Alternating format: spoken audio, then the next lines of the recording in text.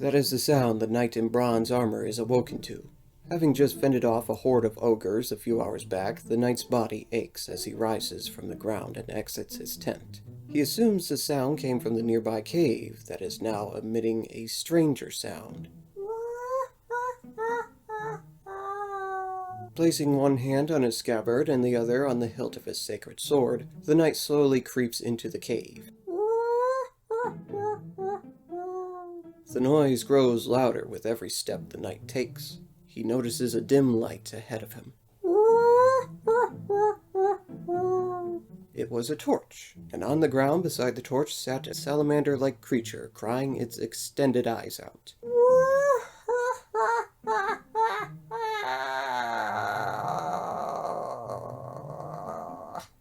The empathetic knight kneels before the creature. "Why are you crying?" The creature points at its foot. "I stubbed my toe and now it has a boo-boo." The knight slowly rises back up. "Would you watch me to seek a bandage for you?" "It has a boo-boo." "I am sorry to hear that," the knight says. "Is there anything—" "This is just as bad as watching a Kim Kardashian show." The knight remains silent for a few seconds. "What is your name?" "My toe hurts." "What is your name, my lad?" the knight repeats. The creature looks at the knight with snot running out of its nose. "Boopy Toot." "Well, Boopy Toot, my tent has a boo-boo." My tent has a hefty supply of numbing vials and bandages. I could bring some of it back into this cave to make your toe better. Do you know how many drops of numbing potion you will need?" The creature turns to the knight. Probably like 6, maybe 7. The creature shrugs. 6, 7. "Tell me, my dear listeners, are the chances of this creature making you laugh quite high, at least for the right reasons? No? Oh, well, that's a shame. Old Boopy Toot is accompanying the knight for the rest of the adventure, all the way to the happy ending. Comic reliefs. They sure are something. Oftentimes, they even end up being the most memorable thing about the story, which is either really good or really bad. Either way, it's really something. But is it really necessary? Well, that depends on the story itself, first off. Now, any story, no matter how dark and serious it is, could use a tiny drop of humor here and there, not only to give the audience room to breathe, but to also make the serious moments hit that much harder. But the purpose of a comic relief character is to be a physical embodiment of a humor vending machine. There are certain genres of stories where having such a character would not only be unnecessary, but extremely uncalled for. Nobody is mourning the absence of comic relief from Schindler's List. And people certainly wouldn't mourn the absence of Victor, Laverne, and especially Hugo from Disney's Hunchback of Notre Dame. Now, to be clear, these characters didn't ruin the movie. Not only is the film still considered overall great despite their inclusion, but frankly, Disney's Hunchback of Notre Dame has a cartoonish bathos problem in general. However, the mere existence of these talking grotesques caused the film a lot of problems. It's one thing that these creatures don't really fit in the setting of a medieval Paris, throwing musical numbers referencing 19th century poker and all. It's another thing for them to be real, within the story. Stone statues that magically come to life and fend off a bunch of bad guys during the climax of an otherwise mostly grounded film. These three are already detested for being unfunny, but their jokes and existence don't even make any sense. But again, the talking grotesque did not ruin the film. As mediocre as comic reliefs can get, there's not really a case of one being horrible enough to ruin an entire story. Not even the infamous Jar Jar Binks. True, Mr. Binks was a pretty unnecessary addition to the Star Wars mythos, basically bringing nothing but unimpressive slapstick and bathroom jokes. You know, classy humor. But the Star Wars film he originated from has a plethora of issues that surpass Mr. Binks, such as the subpar acting and bland chemistry from all of the characters. I suspect part of the reason Mr. Binks is, well, was the most hated Star Wars character is because he made for a good physical embodiment of the ruination of what was supposed to be the greatest franchise of all time. Now, if Mr. Binks was the only problem with Star Wars The Phantom Menace, then his reputation would likely be more equivalent to Bumblebee from Transformers 1. Bumblebee is an interesting case, as he is often cited as the only problem with the story he is a part of, and even that is debatable.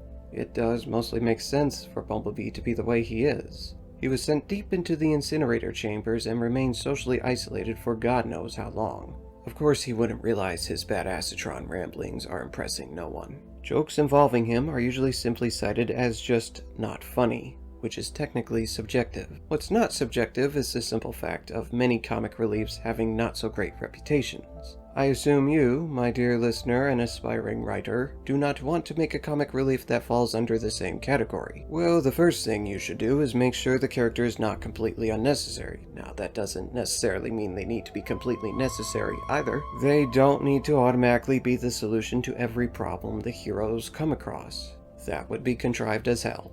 But there needs to at least be a reason or two for the comic relief to be part of a plot. People already cannot stand characters that are useless. Imagine how they feel about a useless character that, God forbid, isn't even funny, like Leo from Transformers: Revenge of the Fallen. Speaking of the devil, don't make the comic relief a racially and/or culturally offensive stereotype. Not unless their purpose is to be a parody or a deconstruction of such, in which case you should still do heavy research on the matter, and make sure the audience know that is their purpose and if said purpose is even warranted in the story you're trying to tell. Otherwise, do better. As for being a part of the plot, there are layers to how useful the comic relief can be. Many would say the minimum requirements should be Donkey from the original Shrek film. He is cited as one of the best comic reliefs for a reason. Not only does he mildly help move the plot along, but he accentuates the film's theme of what truly matters about one's personality by not fearing and wanting to befriend the hideous ogre. It helps, of course, that he doesn't annoy the characters all of the time. Then there are the comic relief characters that are so important to the plot the story wouldn't exist without them, such as R2-D2 and C-3PO, characters so iconic and beloved that most people probably don't even think of them as comic relief. But you don't want to keep the comic relief into the confinements of a simple trope. You ought to shake it up a bit. You can delve deep into the tragic past of someone who uses jokes and quips to hide their pain, like Rocket Raccoon. You can have the comic relief go through an arc and slowly turn them into a heroic side protagonist, like Merry and Pippin. Or you can simply give comic relief traits to the heroic protagonist, like Captain Jack Sparrow. Or you can do something completely new so that there's not an already existing character I can compare them to. But if you clicked on this video for my personal advice on writing comic relief, well, here it is. Don't bother. The very idea of a character having the label comic relief is a bunch of horse rubbish. It does nothing but not only imply there are characters only good for making the audience laugh, but that the rest of the characters shouldn't. It's really just artificial framework, and it doesn't even make sense half the time. Why is Donkey even labeled as a comic relief? Shrek itself is a comedy. Why would a mostly comedic film need a relief of comedy? Just focus on writing the story itself. Put in whatever characters are naturally required to accentuate it. If they happen to be a bit dumber or kookier than the rest of the cast, so be it. But don't suddenly force their roles exclusively as a joke-making machine. If your story is having a problem like being too needlessly dreadful or being littered with annoying, unfunny jokes, don't try to fix it all with just one character. You probably have a tonal issue in general, and you'll need to look into how to write better jokes and when is the best way to implement them. No one character is going to solve that. And no, multiple comic relief characters is not going to automatically solve the problem either. But if you desperately want to insert a comic relief character, or more likely are forced to with a gun to your head, then at the very least make the jokes fit naturally into the story. Because a story about a noble knight does not need a boopy toot.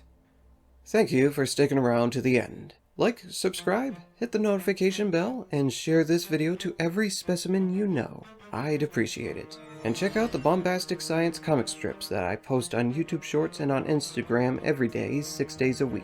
If you wish to support me, you can become a Patreon member of mine and see the comics 2 weeks early. Or you can witness them 1 week early on webtoon. Links in the description. Now that's enough from me for today. Go write your own stories. And for pity's sake, make sure they're well written.